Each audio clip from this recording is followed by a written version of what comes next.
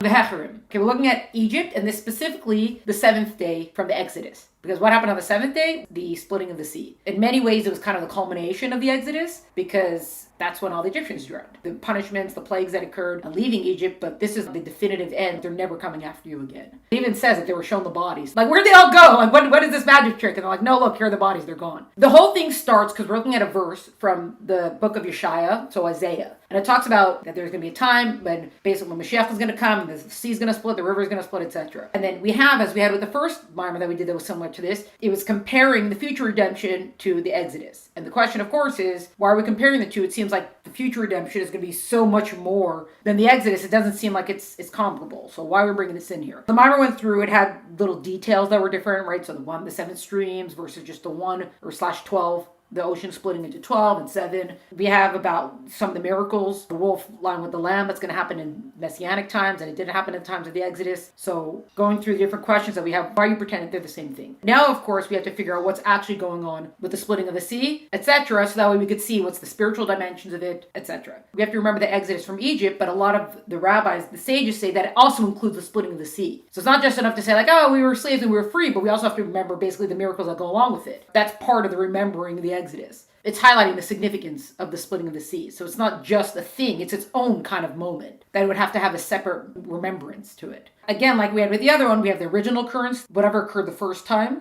Then we have the yearly commemoration of it, Pesach, of course, and then the seventh day. We also say that when we remember correctly, time becomes cyclical, that there is a spiritual replay of that event, even though we're however many thousands of years later. And then, of course, we have the Messianic times. So what happened in the original occurrence that makes it relevant for Messianic times? We had that. We saw also when we looked at the details of speaking about when the sea split, we see that there were different dimensions to it. Same kind of idea. We have this idea of the splitting of the sea was called a difficult miracle. Why is it called a difficult miracle? Because it was an altering of nature. It's not just a regular miracle that God did. There was something within nature that changed. Then we got to the whole thing about how technically the Jewish people never even had to cross the Yam Suf, because it's not actually en route to the land of Israel. It's not en route to Mount Sinai. They could have gotten there another way, especially because some sages say they boomeranged. They came back out on the same shore, just farther down. Also, if you're like, oh, because they had to punish the Egyptians. Well, God has other ways of doing it. God's very creative. There was something else going on here that was just beyond, like, let's go into the sea and we'll drown the Egyptians. All the versifications, all the verses that we get, and all the buildup that we're getting is to lay the groundwork. What we're building to is that something big went on by the splitting of the sea that went beyond just water splitting. Also, because we have when the sea split, Rashi tells us, the foremost commentator of the Torah, tells us that all the waters in the world split. So what's actually going on there? When the sea split, it's representing a level where things that were once concealed are now going to be revealed. That's what when the water splits. Oh, look, there's the ground underneath. What does this have to do with anything? Because when they're going to get the Torah and Har Sinai, there was massive revelations that occurred. What was once concealed from the world is not going to be revealed to the world. That's why we did the whole thing with the Yam Suf, because it's a preparation for us. And it began with the iron crucible, the Korah Barzel of Egypt, the slavery, the iron furnace that prepared us. Now we're ready. The same way you have to make a vessel ready to receive the light that you put into it, the energy you put into it, we had to become proper vessels for the light. Also, the world that was going to become a world that we bring the light into had to become prepared. The world was going to be the vessel, and we were going to be the light bringers, etc., etc. It talks about how there was going to be this great revelation, as we've been saying, the revealed becoming concealed, of the level of the name of Havaya. Even the forefathers did not experience the revelation on that level here. Now here we have the whole thing, the comparison, the differences between sea and dry land. It says that every animal that exists on land exists in the sea, except for the weasels, the only one they say. But otherwise they say that there's a counterpart, which is kind of interesting. Like, where's the giraffe? Is the seahorse a kangaroo because they also carry babies in their pouch? I don't know. Is there a chart somewhere? I want to know. What's a stingray out here? So cool. Anyway, every animal that exists on land exists in the sea. What's marine life, sea life, is indicative of those who are aware of their source because they live within the source. The same way a fish has to live in the water,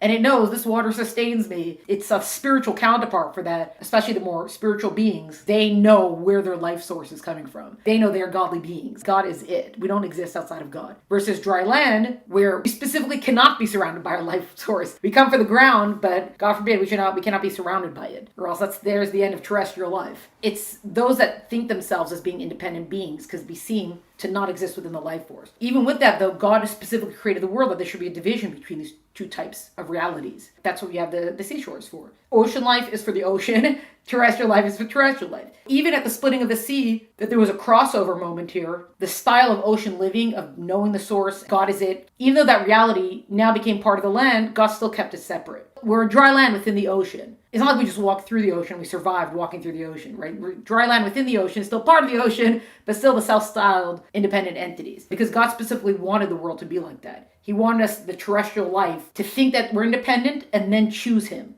from that independence. It talks about how all the water is split. It has this verse here. It shall come to pass on that day that spring water shall come forth from Yerushalayim, half of it to the eastern sea. So the Hebrew of eastern sea is Yam HaKadmoni. And Yam HaKadmoni, because Kedem is the east, but Yam HaKadmoni could also mean like Kadmon means before. So this is that whole thing about the primordial sea. There's Ishtalshelus once you start with creation, but then there's a level above it. The level above creation, where everything is still a thought. It's still an idea before the initial stages of creation actually come about and then eventually lead to actual creation. So that's where you'd have all the primordialness. The Yam HaKadmoni, all the way till the Yam Suf like Yam Sof, the end. That's how far-reaching the revelations were. The splitting of the sea were from the primordial sea all the way down to the end sea. All the way down to the bottom. Till even what was once not seen is now being seen. Everything, full revelation. This entire preparation that God had to show us this physical reality of being able to see what was concealed is not going to be revealed. God demonstrated that for us in the splitting of the sea. Now we're ready to get the Torah, where this is actually going to become the new state of the world. The revealing what was once concealed has become the new state of the world, and also because of the great revelations that would occur on Mount Sinai. The revelations that occurred there were just so much muchness. When God actually spoke to us, everybody was just like, okay, we got a revival. So all this is for the giving of the Torah down here in the physical world. How do we know Torah is down here in this physical world? That's how we have the whole example of the angels go to God and they're like, when's Rosh Chodesh going to be? And God's like, why are you asking me? We got to go down to the human court because they're the ones who are going to set the time for Rosh Chodesh.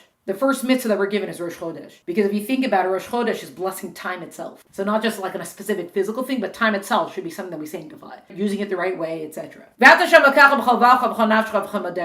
verse of Shema, the beginning of Shema. Love the Lord your God with all your heart, with all your soul, with all your might. What we're looking at now are the hidden and revealed faculties of the soul. See our theme again of concealed and revealed? The hidden and the revealed? Davening is like that. Davening is when we're going to reveal what was once concealed. On a daily basis, the splitting of the sea occurs during davening, which is the service of the heart. That's how we got to V'ahavta Hashem, which is not just a time of request, but of our relationship with Hashem, awakening love through focusing on His greatness. Davening is not just a time to be like, God, I need X, Y, and Z. It's also a time when we think about God's greatness, we're going to have a feeling toward it. That goes all the way back to the 3rd chapter of Tanya. Like, I don't feel God in my life. But when was the last time you thought about Him? If you'll think about Him a lot, you'll feel. Whatever you're focusing on, think about gratitude, it's probably going to awaken some love. If you think about His largeness, then it'll probably awaken fear. That's how it goes. So when we talk about davening, service of the heart, we don't just mean as like, having this spirit and emotion. It's because when our mind can awaken our heart, it can lead to action. The same way that the heart pumps blood to the whole body, we want like, I'm feeling love right now, pump that love to the body so that now I can act out of love. Or now I could refine myself and better myself, all that kind of stuff. So the hidden and revealed faculties of the soul, b'chol avavcha, b'chol nafshecha, with all my heart and with all my soul. That's the first 2 parts of this first paragraph line of Shema. This is talking about our 10 revealed faculties, so the 10 soul powers. The 3 intellectual and the 7 emotive. Chabad, Chachma, Bina, Das, wisdom, understanding, and knowledge, and Chesed, Gvur, Tfres, Netzach, Yisam, Malchus. Kindness, discipline, severity, compassion, etc. All those ones. Why are they revealed? Because they function within specific organs of the body. They're openly sensed within the brain and the heart. I feel my emotion. They always have that joke, like if someone actually like, oh, here's my heart, and then they're actually like holding what a heart actually looks like, the heart. I don't know, when did we start drawing hearts like that? I don't know. But we can feel it. If someone feels pain, God forbid, and it's emotional pain, you feel it in your heart. It's legitimate. If someone feels love, expansive love, you feel it in your heart. Someone could feel fear, the body can retract. You feel that fear in your body. That's where trembling or shaking, whatever comes from. And again, if you're working your mind and you're trying to break your mind around a concept or wrap your mind in a concept, well, you feel the mental strain of it. It could exhaust you. The reason why they're called revealed faculties, even though you can't take an x-ray and find them, because we can sense where they are, we can feel them in the body. We have a physical feeling for them. What is this all relating to when we could contemplate Hashem's greatness to awaken feelings of awe and love, which we know that's all of Tanya, almost all of Tanya that we've done, that thinking about God, chapter 3 of Tanya, thinking about God will lead to feeling about Him. When we did that whole deep dive in the later 40s and on, about love and fear of God, raise up your eyes and see who created you. If you're going to think about God's vastness, you will feel fear of Him. If you're going to think of gratitude for all that God has done for you, for all that God does, that He created this intricate world, etc., then we feel love. People who say, I don't have God in my life, you have to put him in there. You can't just decide he's not there. That's actually revealing the concealed, because God's there, you're just not seeing him because you haven't gone looking. And you don't have to look that far to find him. He's here, there, and everywhere. That's where he can be found. Even with this, obviously, we're still trying to achieve a great level where we could feel fear of God or love of God, etc. Really working the mind, meditating, focusing, concentrating, etc. But at the same time, this kind of service of the heart, it's limited to the faculties being used. It's limited to whatever my intellectual capacities are, but also to just the human brain in general, what it could take in, or what the heart can handle, or anything like that. It's great levels that we're achieving, but these levels, there's a finite element to them because they're still within whatever I can sense. They're within the known for me. Now, when we look at the last two words of the line, v'chol me'odecha, with all your might, so what does that represent here?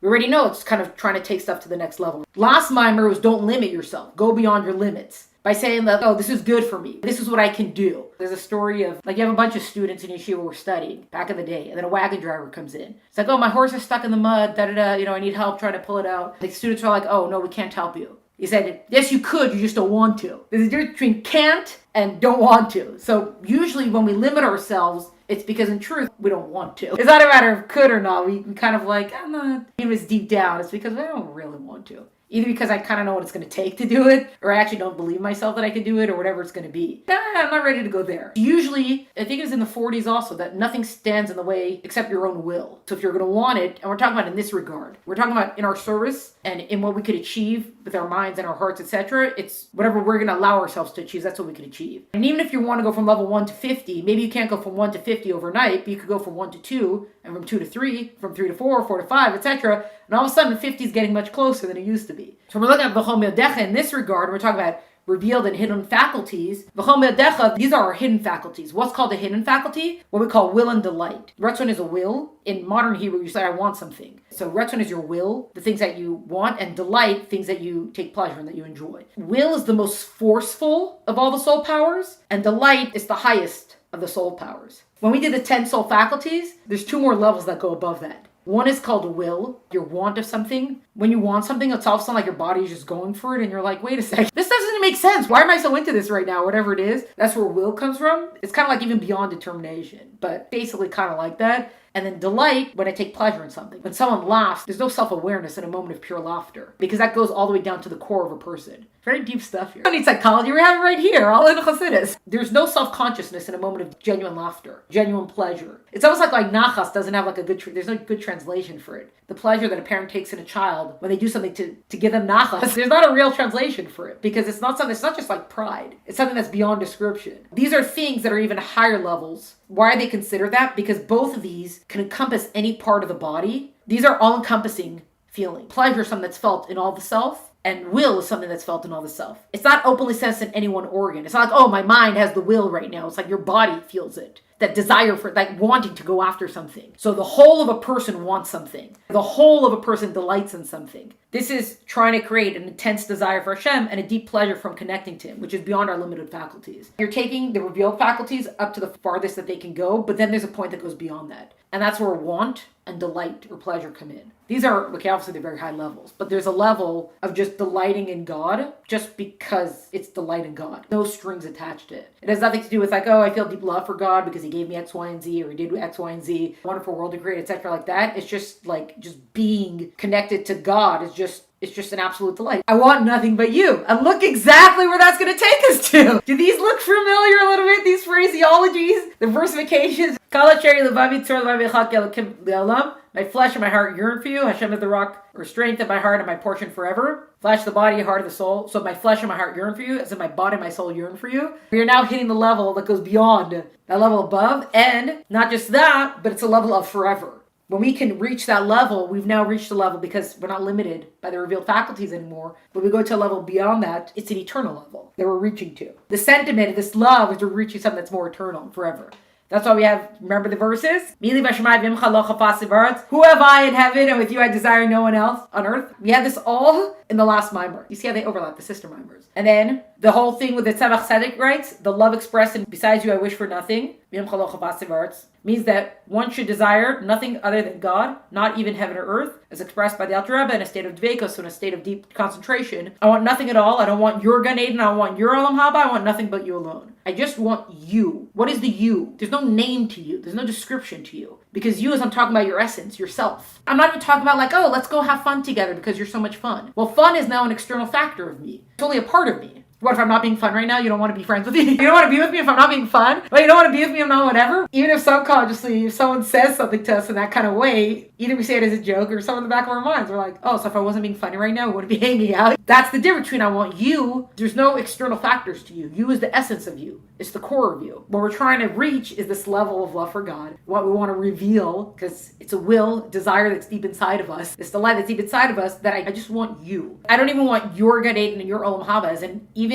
these rewards that you have for me that are beyond what even I can imagine. And it's such a delight. The soul gets such pure pleasure out of it. But that's still not, it's not you. The other maamer at that point was talking about how like someone goes into a palace and he just wants to see the king. And like, don't give me all these distractions. Don't give me all these other things that are going on. I just want you. The poor man who wants to pour out his prayer before God. Like, let me just speak to you. So the love that we're trying to reach, b'chol meldecha, if we could tap into what we call the hidden faculties, want and will, and desire and pleasure, these kinds of things that are so much deeper than what the revealed faculties are. This is how we can reach a level, especially of love for God, that I just want you. And this love that I'm going to have for you, that of just wanting you, is a much more eternal love. This is actually, it's not mentioned here, but it talks about it in Pirkei Avos, that a love that's dependent on something is a love that doesn't last, versus love that's not dependent on something is a love that endures. Here, trying to get to this level of love where I only want you, God. I don't need your magic tricks. I don't need all your special rewards and all the great stuff you're giving me. I just want you. Which we sort of have that when we do a mitzvah. We don't even appreciate it. When we have a mitzvah, we dominate and such. We don't fully appreciate it. So this is a level of, with all your might, b'chol meldecha. That's the love that we're trying to reach. It manifests and permeates the level of love with all your heart and soul. So if we could reach that level, because will drives us, want, desire, delight, these are things that drive us toward other things. If I love, oh my God, I love this so much. Well, why do you love it so much? So if you could backtrack enough, you see, well, because it makes me happy, right? Because it causes me pleasure or something like that. Or why am I disciplining myself? Because there's something that I want so much, it's going to come out now in other things. Even though want could come out in different ways also. Like if I want to learn something, so that comes out and I go after, chasing after the subject. Or again, it's something that could be, like my whole body can become consumed by it. Level of love with all your might manifests and permeates the level of love with all your heart, with all your soul. So if we can get to that level of love, the want, the desire, it's called ratzon and tano, then it doesn't just stay there, it affects all the rest of us. Love of a mortal is limited. Oh, here, but dust and ashes. What's but dust? Love of a mortal is limited. We're finite, so our love is finite. It's measurable, it's definable, but with this new level, the unlimited service achieved with the hidden faculties, they will inspire and uplift the limited service of the revealed faculties of both souls, for our godly soul and our animals, to experience and understand love of Hashem. What we've been leading to is that the revealed faculties, they're limited to the faculty in use. But when you talk about something like desire and want, these are things that are beyond the faculties, because they could be the whole, it could encompass the whole person. So if we can reach a level of God there, it will then affect and raise up. It's going to take everything to the next level, basically. That's why davening on a daily basis is like the splitting of the sea, because we want to awaken a love of Hashem with all your heart, soul, and might, which reveals a godliness where previously was concealed. We're revealing the concealed.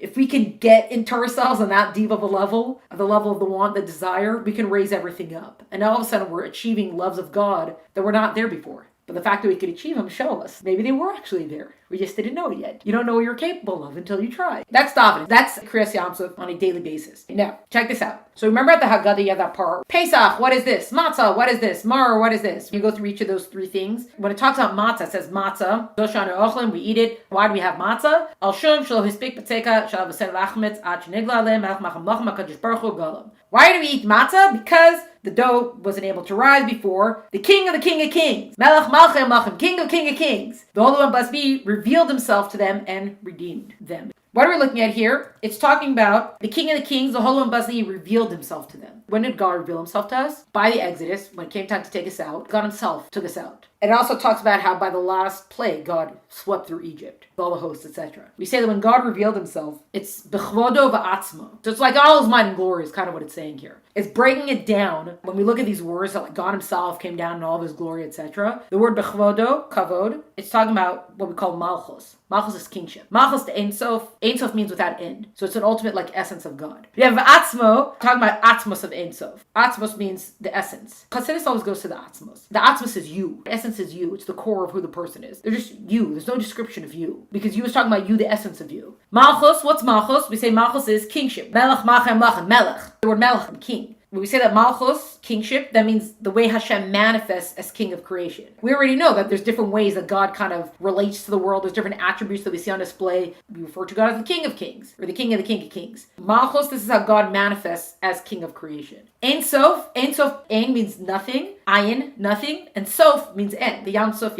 Sof means end. It means there's no end. But we get to actual essence of God, we have no idea how to describe him. It's just Ein Sof. There's just no end. That's the best we've got. That's the absolute infinite force of Hashem. Going all the levels up. Atzmos, this word of Atzmos is essence. So we have these 3 new words, well, 4, but these new phraseologies that we're giving us here. In essence, again, we know what an essence, it's the core meaning. We have the chart here. If you recognize this chart of the 10 soul faculties. So if you remember, you have Chachma, Bina, Das, wisdom, understanding, knowledge, Chesed, Gevurah, Tefres, Etzachod, Yisod, Malchus. So we have our cognitive, the intellectual ones, and the motive ones. Malchus is at the bottom here. So why is Malchus at the bottom? Even though it seems like, kingship should be what's all up, it's at the bottom because kingship takes from all these, and it's now going to be the top of what comes next. You can't have a king without a nation. Malchus here seems to be at the bottom, but the way it works in the chain of creation, remember the chain? So the bottom of one layer is the top of the other. Malchus is what feeds into the next one. It's the manifestation of Hashem as king of creation. Now, when we talk about Malchus of Ein Sof, remember the 4 worlds that we have? The 4 main spiritual worlds? Each of those worlds have these 10 faculties within them. Because all these attributes are the way that God relates to the worlds. As people, we have it within ourselves, and then each of the worlds have it also. These are ways that God can relate to us through kindness, or through discipline, severity, etc., etc. It's all these different faculties that are in use. And then each world, a different part is more dominant than others. We have them within ourselves. This is our makeup. This is what we look like. So it's what our soul makeup is, and it's also each of the world's makeup is. So the same way that we had a Yam HaKadmoni, we had the primordial sea. When we talk about Ein Sof, we talk about God's essence. There's the primordial of all of these. So we can imagine when we're talking about primordial, we're talking about the template version. That's above anything that happened in creation. Malchus of Ein Sof, when we talk about that when God revealed himself,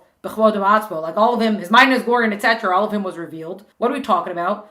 We're talking about all the way up to this level that goes above even creation, like the primordial level of kingship. That level is where God has his initial thought of I think I'll be king over these people. So we haven't even manifested it yet. It's just like, I'll be king over these people. Now, kingship, Malchus, what does it look like? It's all the revelations that were going to occur that we saw at the Exodus, etc. They're all being channeled through Malchus. They're all being channeled through kingship. Why? Because that's the bottom. That's the last one. So that's the final channel before it can then go on to the next thing. Malchus, this kingship, it's the intermediary between divinity and creation. So we're going through the layers, and now we're at the final channel. It receives the flow of energy from above and transmits it to creation below. So what did we see? How far does this revelation go? It went all the way up to the primary level of the channeling. The primary level where the idea of being king and the idea of channeling was just a twinkle in God's eye. We're talking about very high and deep levels if we haven't conveyed that well enough. All that was going on here, this is how deep the rabbit hole goes. This is how far up the levels of revelation went at the Exodus and at the splitting of the sea, which of course we're going to get into more next time because we're only just wetting our toes on this.